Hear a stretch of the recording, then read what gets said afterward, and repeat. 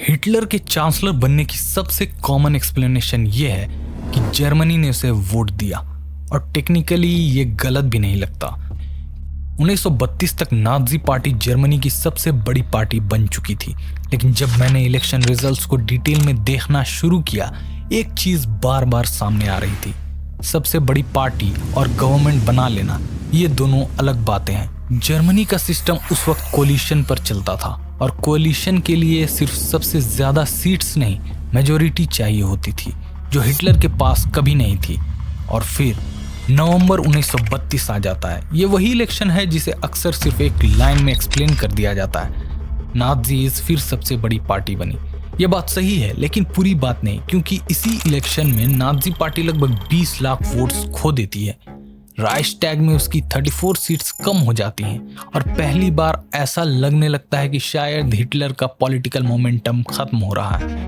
और ये सिर्फ इलेक्शन की प्रॉब्लम नहीं थी, कैंपेन बहुत महंगा पड़ा था, पार्टी के पास पैसे खत्म हो रहे थे, लोकल ऑर्गेनाइजेशंस कर्ज में डूब रही थी, इससे के अंदर भी बेचैनी बढ़ रही थी। ये वो इमेज बिल्कुल नहीं थी जो बाद में नाजी प्रोपेगेंडा ने दुनिया को दिखाया, एक अनस्टॉपेबल मूवमेंट।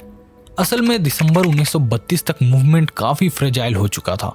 अगर इलेक्शन हिटलर को पावर तक नहीं ले जा रहा था, तो शायद इलेक्शन आंसर ही नहीं था। इसीलिए टाइमलाइन को थोड़ा और आगे बढ़ाते हैं। इलेक्शन के सिर्फ कुछ दिन बाद प्रेसिडेंट हिंडनबर्ग की डेस्क पर एक पिटीशन पहुंचती है। हिटलर की पॉलिटिकल पोजीशन कमजोर पड़ रही थी, लेकिन अगर आप उस वक्त के डॉक्यूमेंट्स देखें तो एक और चीज धीरे धीरे बदल रही थी। हिटलर नहीं, उसके आसपास के लोग। नवंबर 1932 के सिर्फ कुछ दिन बाद प्रेसिडेंट हिंडनबर्ग को एक पिटीशन भेजी जाती है। इस पर जर्मनी के कुछ बड़े इंडस्ट्रियलिस्ट्स, बैंकर्स और बिजनेस लीडर्स के सिग्नेचर्स होते हैं। उनका आर्ग्यूमेंट सिंपल था, जर्मनी लगातार पॉलिटिकल डेडलॉक में फंसी हुई है, और उनके हिसाब से हिटलर को चांसलर बनाना उस डेडलॉक से निकलने का एक रास्ता हो सकता है। अगर आप इंटरनेट पर सर्च करें तो यहीं पर बहुत सी स्टोरीज खत्म हो जाती हैं। इंडस्ट्रियलिस्ट ने हिटलर को सपोर्ट किया बस, लेकिन आर्काइव्स इससे थोड़ा ज्यादा कॉम्प्लिकेटेड पिक्चर दिखाते हैं। सबसे पहली बात, ये पूरा जर्मन बिजनेस कम्युनिटी का डिसीजन नहीं था। काफी बड़े इंडस्ट्रियलिस्ट उस वक्त भी ट्रेडिशनल कंजर्वेटिव पार्टीज को सपोर्ट कर रहे थे। हिटलर पर भरोसा करने को लेकर काफी हेजिटेशन थी। ये पिटीशन एक स्पेसिफिक ग्रुप की तरफ से आई थी, पूरी इंडस्ट्री की तरफ से नहीं। और दूसरी बात, जो शायद इससे भी ज्यादा इंटरेस्टिंग है, इस पिटीशन से तुरंत कुछ भी नहीं बदला। हिंडनबर्ग ने डॉक्यूमेंट पढ़ा और फिर भी हिटलर को चांसलर अपॉइंट नहीं किया। इसके बजाय उन्होंने जनरल कर्ट वोन स्काइलर को जर्मनी का नया चांसलर बना दिया। ये डिटेल बहुत इंपॉर्टेंट है, क्योंकि अगर पिटीशन ही डिसाइडिंग फैक्टर होती तो कहानी नवंबर में खत्म हो जाती, लेकिन ऐसा हुआ ही नहीं। मतलब अब तक जितने भी पीसेस हमने देखे, उनमें से कोई भी अकेला इनफ नहीं था, ना इलेक्शन ना पिटीशन। और इसी पॉइंट पर टाइमलाइन थोड़ी अजीब लगने लगती है। दिसंबर के एंड तक हिटलर की पार्टी पैसे की कमी से जूझ रही थी, अंदर से डिविजन्स बढ़ रहे थे, बाहर से पॉलिटिकल सपोर्ट भी कंप्लीट नहीं था। ये वो मोमेंट होना चाहिए था जब हिटलर की मूवमेंट धीरे धीरे खत्म होने लगती है, लेकिन एग्जैक्टली यहीं से वो वापस गेम में आ जाता है। और उस कमबैक की शुरुआत किसी इलेक्शन रैली से नहीं होती, एक प्राइवेट मीटिंग से होती है। 4 जनवरी 1933, कोलोन। उस दिन जर्मनी की गवर्नमेंट बर्लिन से चल रही थी, लेकिन जर्मनी की पॉलिटिक्स कोलोन के घर में लिखी जा रही थी। ये घर था बैंकर कर्ट वोन स्क्रॉडर का, और यहाँ काफ़ी हफ्तों बाद हिटलर और फ्रांज वोन पेपेन एक ही टेबल पर बैठे। ये थोड़ा स्ट्रेंज लगता है, क्योंकि कुछ हफ्तों पहले तक ये दोनों एक दूसरे के पॉलिटिकल राइवल्स थे। पेपेन चांसलर रह चुका था, हिटलर उनकी जगह चाहता था। दोनों के इंटरेस्ट अलग थे, लेकिन दिसंबर के एंड तक दोनों के पास एक कॉमन प्रॉब्लम थी, जनरल कर्ट वोन स्काइलर। स्काइलर अब चांसलर था, और जब तक वो ऑफिस में था, ना हिटलर वापस आ सकता था ना पेपेन। इसलिए इस मीटिंग का पर्पस सिर्फ हिटलर को सपोर्ट करना नहीं था, ये एक डील थी। पेपेन को वापस इन्फ्लुएंस चाहिए था, हिटलर को चांसलर की कुर्सी, और दोनों को लगता था ये काम एक दूसरे के बिना नहीं हो सकता। इंटरेस्टिंग बात ये है कि इस मीटिंग के ऑफिशियल मिनट्स मौजूद नहीं है। हमें एग्जैक्टली नहीं पता कि किस सेंटेंस पर एग्रीमेंट हुआ था, लेकिन उसके बाद जो हुआ वो रिकॉर्ड में है। इस मीटिंग के बाद पेपेन हिटलर के अगेंस्ट काम करना लगभग छोड़ देता है। अब वो हिंडनबर्ग को कन्विंस करने की स्ट्रैटेजी बना रहा था और स्ट्रैटेजी भी काफ़ी सिंपल थी। हिटलर को चांसलर बना दो, कैबिनेट कंजर्वेटिव्स की होगी, रियल कंट्रोल हमारे पास रहेगा। ये कॉन्फिडेंस इतना ज़्यादा था कि बाद में पेपेन ने कहा हिटलर को हम इतना घेर लेंगे कि 2 महीने के अंदर वो सिर्फ नाम का चांसलर रह जाएगा।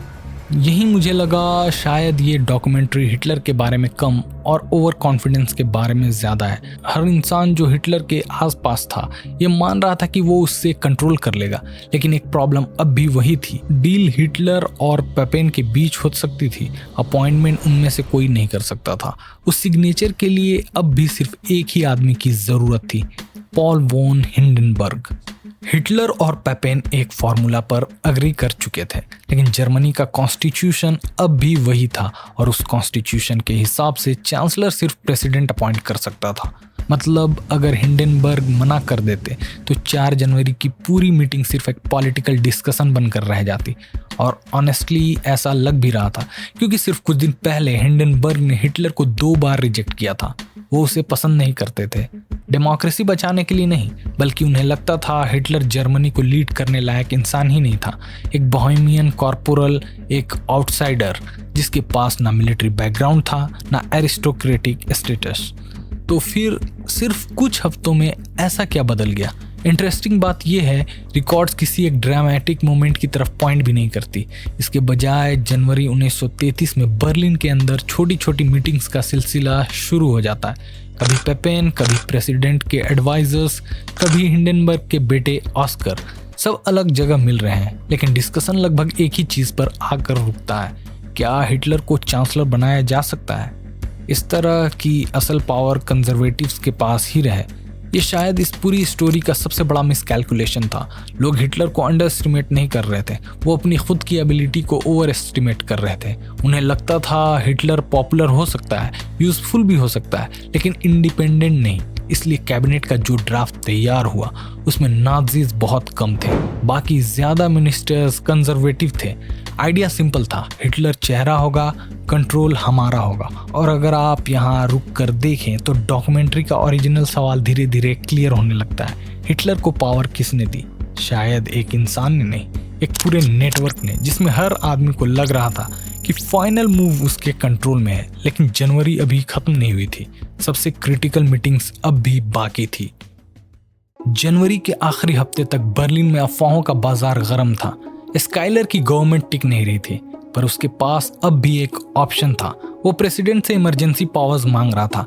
प्लान ये था कि राइक्सटैग को सस्पेंड कर दिया जाए, इलेक्शंस पोस्टपोन कर दिए जाएं और मिलिट्री के सपोर्ट से गवर्नमेंट चलाई जाए। अगर हिंडनबर्ग इस प्रपोजल को मान लेते तो हिटलर के चांसलर बनने का रास्ता फिर से बंद हो जाता, लेकिन ऐसा हुआ नहीं। हिंडनबर्ग ने इमरजेंसी पावर्स देने से इनकार कर दिया। स्काइलर के पास नंबर्स भी नहीं थे और अब प्रेसिडेंट का सपोर्ट भी नहीं था। 28 जनवरी 1933, सिर्फ 3 हफ्ते पहले जो आदमी जर्मनी का चांसलर बना था वो रिजाइन कर देता है और उस रेजिग्नेशन के बाद पूरी इक्वेशन बदल जाती है।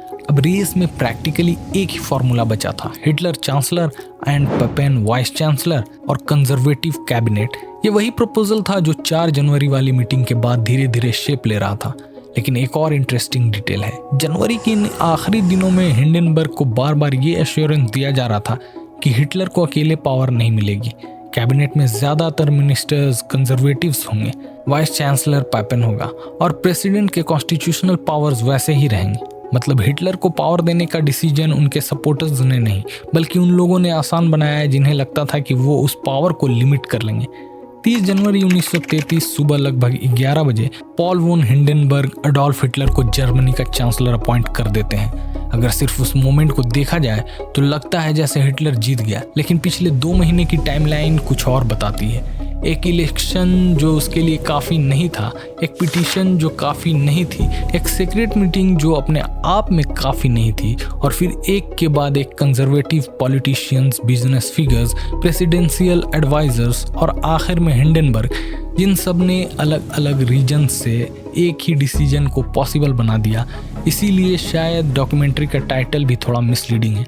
Who put Hitler in power, इसका जवाब एक नाम नहीं है, एक नेटवर्क है, और उस नेटवर्क की सबसे बड़ी गलती ये नहीं थी कि उसने हिटलर को अंडरएस्टिमेट किया। सबसे बड़ी गलती ये थी कि हर आदमी को लग रहा था कि हिटलर दूसरों के कंट्रोल में रहेगा, और हिस्ट्री ने दिखाया कि वो हिसाब कितना गलत था।